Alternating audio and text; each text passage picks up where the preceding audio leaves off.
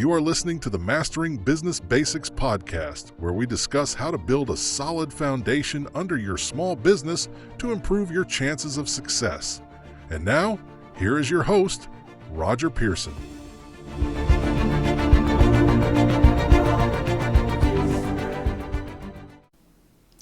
Welcome to this week's episode of Mastering Business Basics. In the first couple of episodes, we discussed finding your why and determining what you enjoy doing in life, what I referred to as your likes. So the question remains, how do you take those two factors and use them to create a business that will last a lifetime? So that brings up a third thing you need to examine, your skill set.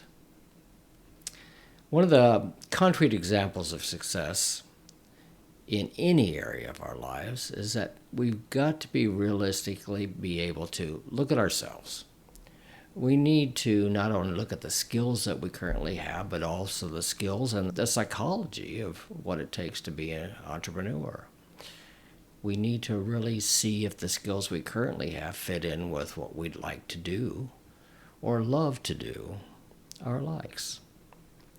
So I've noticed that most businesses fail because the owners choose to attempt to learn new skills instead of relying on the skills they already have. I mean, running a business is an art. You have to learn how to build the foundation. You have to learn accounting. You have to learn marketing. You need to learn customer services. And a whole lot more, there really is.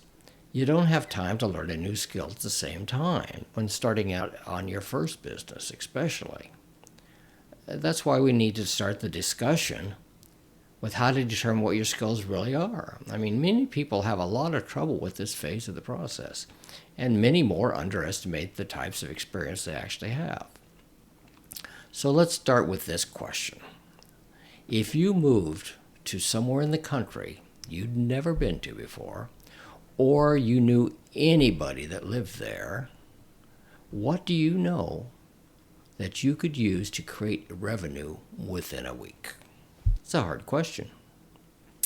And for many people, that would take a bit of thinking to do.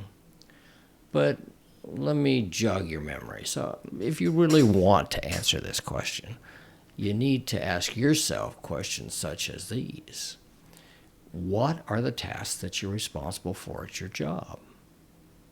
What are your tasks you do as a parent? What are people always asking your opinion about? What are the markets and industries you have experience in? What tasks do you do at home? What do you do in your spare time? If you had spare time, what would you like to do? Which is usually my case. What are people always asking you for your help with? Or what do you feel you're good at, but you're not currently utilizing? Most of us don't really realize all we do in a day's time that could be considered a skill.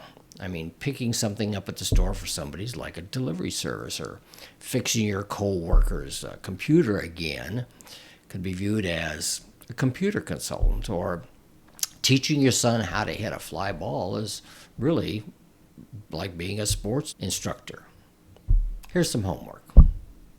To get a feel for the entire scope of what you actually know how to do, carry a small notebook around with you for a few days and write down everything you do. I think you'll be amazed at the amount of things you actually know how to do. Any discussion of skills must also include what the basic psychology of entrepreneurs are. And by knowing these, you can avoid a lot of mistakes that people make. So let's look at some of them. You got to have courage. You must believe in yourself and your ability to do anything you set your mind to. That's vital on building a business, or anything in life that you want to accomplish for that matter. You have to have initiative. Hey, no one else is going to provide you the drive and the focus you need to be successful. You have to gain perspective. You always have to be looking several steps ahead and working backwards. You have to have persistence. When you get knocked down, get up and try again. Just don't whimper away. You have to have resourcefulness. People aren't going to hand you the answers. You have to go out and find what you need.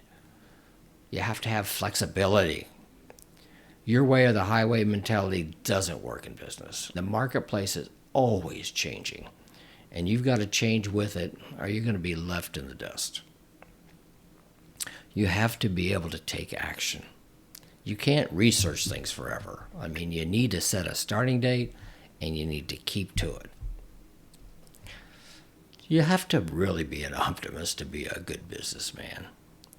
You have to set your dreams in realism, not pipe dreams you don't have the skills to do. You've got to have confidence. You got to trust your gut instead of self-doubt. The world doesn't want you to fail. You just have to be confident enough to go out and do what needs to be done. You have to have enthusiasm. This is contagious. And one of your best weapons in overcoming resistance is just to be enthusiastic about it. And finally, you need satisfaction. Perfectionists are not good business people. They're so worried about things being just right, they never get started. And that was one of the hardest things for me to learn. If I'd waited until my book was perfect, or I knew everything about podcasting before I got in front of a microphone and start talking, which I will probably make a million errors with, I would never get started. I just had to sit down and I had to do it. That's all there is to it. I had to learn that businesses are never completed. They just keep growing and getting better in response to the marketplace. So if you examine the successful people that you know, you're probably going to find that they actually exhibit most of these traits. And I realize I mentioned a lot of them, but I include the transcripts for these podcasts. So you can download it and go through them and see which ones you need to work on. So you need to cultivate the ones that you possess and strive to master the rest. Finally, we need to briefly discuss the skills that you either need to learn or you need to hire somebody that has them. Many new entrepreneurs are just interested in getting out there and start working and not worrying about every detail of running a business. The problem is that if you don't take care of these things yourself, or you hire or partner with somebody that does, your business will eventually spiral out of control. So that's why I wanted to mention some of these. The first one is your organization. Some people are great at keeping organized, and some just can't get the hang of it. Yet it doesn't take many forgotten appointments or forgotten phone calls for your business to earn a bad reputation. And once you earn a bad reputation, you're going to be fighting every day to recoup. It really is bad because your reputation is your number one thing that you need to worry about. And you need to do everything possible to earn that reputation and to keep it. And to do that, you have to be organized. And if you're bad at that, find somebody to help you keep you organized, you know? The second thing you really have to take care of is time management. You just simply can't allow one activity to bleed into the next. If you schedule a meeting for 1 hour, only spend an hour. If your task is to spend 2 hours making phone calls, stop after 2 hours. If you're never having enough time for a certain task, you need to adjust your scheduling. Quit trying to squeeze things into your schedule. It's not going to work. Often our personal activities interfere with our business activities, forcing us to lose money. For instance, if you're making $100 an hour in your business, perhaps it might make more sense to hire somebody to clean your house for $20 an hour and use that time for your business to make that $100 an hour. Now, each item on your agenda should also have a defined outcome. I've been to so many meetings that would suddenly wander off into a side conversation that, while interesting, had nothing to do with the subject of the meeting. Well, this either resulted in nothing getting done or extended the meeting so that it messed up the rest of the schedule for the day. Anything extra should be scheduled for a later time or wait until the work for that allotted time is done. You have to be good, or get good at numerical analysis. Some people just don't like numbers, but they are your friends. You need them to tell you if your business is feasible. You need them to determine how much you should charge for your work. You need to know if you're making a profit. Learn to make numbers your friends. The next thing is subjective analysis. Now, I mean, you can actually crunch numbers and do data analysis all day, but if you ignore your tuition, you're generally going to lose. The best business people are the ones that also listen to that gut feeling they have about a situation. Sometimes the numbers look great, but it just doesn't feel right, and I've learned to walk away from some. Sometimes the numbers don't look too good, but I feel that there's something that I'm missing, so I dig further into the situation to see what I may be missing. Your intuition may not be right every time, but it saved me more times than not. You have to get good at communication. The biggest mistake you can make is to assume that people know what you're talking about. And this is something that I wish I had learned earlier. For anything critical, you should request that the person repeat it back to you to make sure that they understand the agreement you're making or what you're asking them to do. The extra time you take to verify they understand will save you countless headaches down the line. Then you have to get good at team building. As your business grows, you're going to need a team. There's never been a very successful entrepreneur that tried to be a lone ranger. And there's no way that you can be good at every aspect of your business that produces any sizable amount of money. For instance, I had to determine what the most important thing that I was responsible for in creating my company. I didn't have time to waste trying to do the complicated graphics, so I found a graphic artist whose work I admired. I don't have time to worry about doing the maintenance of the websites and everything, like backups. So I brought in a company that's expert taking care of this type of thing and helped me automate it. And although I'm good at financials, I sought out a new bank that will handle mailing out payments, doing payroll, and a better rate of return on my idle funds. I'm also partnering certain aspects of my online advertising campaigns. This allows me to concentrate on my core job, which is providing you with the support structure and the knowledge you need to build a solid base for your endeavors. And finally, you need to always be looking at the big picture. I mean, you're a business owner now. You have to start thinking like one. Too many businesses have failed because the owner got so caught up in the daily details of the business, they forgot the big picture. Now, I'm sure you've heard the old saying, couldn't see the forest for the trees. If you find that you don't have time to keep track of your whole business, then it's time to bring in a team member to handle the little details that are taking up all your time, and so that you can properly manage your business. So, now it's time to do some brainstorming. Starting with your skill set, it's now time to decide how to put that knowledge to good use. But just not any idea will work. It has to be a good idea. And the best way to make that happen is to ask others to help you brainstorm. This can be a mentor, your family, or anyone whose opinion you really trust. No idea is too crazy, as a crazy idea might trigger someone to think of a great idea. Now, I'd like to make a side note here. If you have children in your household, please include them in all aspects of your business. One of the greatest gifts you can give your children is a hands-on business education. Whether they wish to follow you in your line of business or not, that's strictly up to them. So don't do it for that reason. Teach them how a business runs, because whether they go on to create their own business or work for somebody else, it's going to increase their odds of success many times over. That's a great gift you can give them, and I wish it's something I would have had. Now, let's get back to brainstorming here.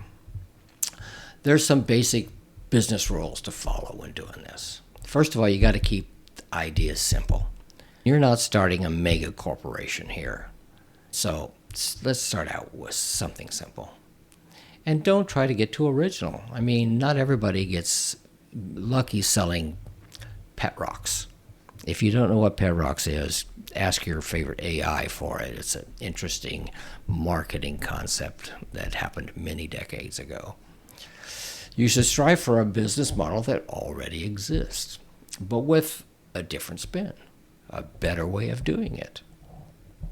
For instance, when I first started developing my first business website, it was going to be aimed at teaching business concepts for those wishing to build an internet business.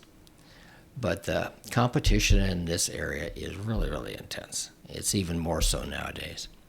So in talking to people, I realized that people who wish to start a business in the brick and mortar world had no convenient, affordable place to go to learn what they needed. This is because traditional business schools prepare people for corporate life, but they really fail to address the person that just wants to be a house painter, a plumber, an electrician, a landscaper, or an artist. So that was my different spin. I just had to figure out how to reach those people. The other thing you need to take a look at is supply and demand. An idea is no good if nobody wants your product or service. And once I had my idea, I went out and asked people in the trades what they thought. And most of the time, I was given their email address and told to let them know when my online course and books were ready. Another example, going into an existing business and finding out how loyal those customers are to that existing business. If that owner runs such a good business that no one would think of switching, that may not be a great idea to waste your time on. You have to look at values. Whatever you choose has to fit into your value system. Being an entrepreneur is not just about making money. It's also about a job well done and your chance to do things the right way, whatever your view of morality is. Hopefully it includes leaving the world a better place. And last, you have to look at your short and long-term goals. When you're starting out, we're usually concerned about creating a cash flow and learning the art of business. But at the same time, we should stretch out our vision for the future. While we may not be building our dream business at first, we're laying the foundation for it and learning what we need to know. So that needs to be part of our map also. So, now that we've looked at the basic rules, where do you come up with your ideas to consider? Well, here's some things that you might think about to get yourself started. Look around your community. Are people talking about a business they wish somebody would open that fills your skill set? You could look at current trends. Are people always complaining that they have to wait weeks to get products or services? Look at the other businesses in your area. Maybe you have a complementary skill that would allow you to partner with one of them. For instance, a home delivery service for firms that don't want to bother setting one up themselves or use the existing ones. Look around the world. Have you seen a great business idea during your travels that hasn't made it to your community yet? You could look at traditional media like newspapers or magazines, new media like the internet, or even pop culture could provide you ideas. But be careful to stay away from fads, though. An experienced business person may be able to throw together a business overnight to capitalize on fads, but it's usually a money loser for those starting out. You could look at trade magazines and research reports for great sources of ideas. There's dozens published for all sectors of the economy. And although they're not around much anymore, there's always the Yellow Pages. This book is full of display ads that could jog your memory to see what's available, what's missing, or what a complementary business might be. And last, the internet. Now, this can either be a help or a hindrance because of the sheer volume of information out there. It can easily become one of the biggest time wasters there is, and I probably waste too much time on it myself. But if you're comfortable doing due diligence and have business experience, you may want to visit a business broker to see what's available for sale in your area also. Now, much of what I've talked about today are for those who've never run a business before, or they've tried and can't figure out why they failed. Hopefully it's going to help you determine if your likes will fit into all the possible businesses you could build. I've also tried to address the things that so many people don't think about the first time around. So if you haven't gone to sleep yet and stayed with me this far, that tells me one thing. You're serious about owning your own successful business. I'm just here to help you get to thinking about what you need to do that. Next week, we're going to be getting into the 3 pillars of what it takes to build a solid business foundation. And these 3 pillars, they apply to any business, from the smallest business in the country to the largest mega corporation. They're the 3 business principles that you need to know, or you need to hire somebody that knows. But you better know them first, or you won't know who to hire. It'll be an interesting conversation, and I hope you join me. Until next week.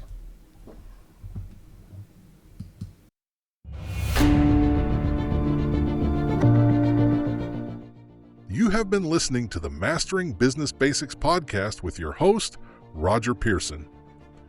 For more information about all of the business education options that are available, we invite you to visit SeagullTechnologies.com and continue your journey.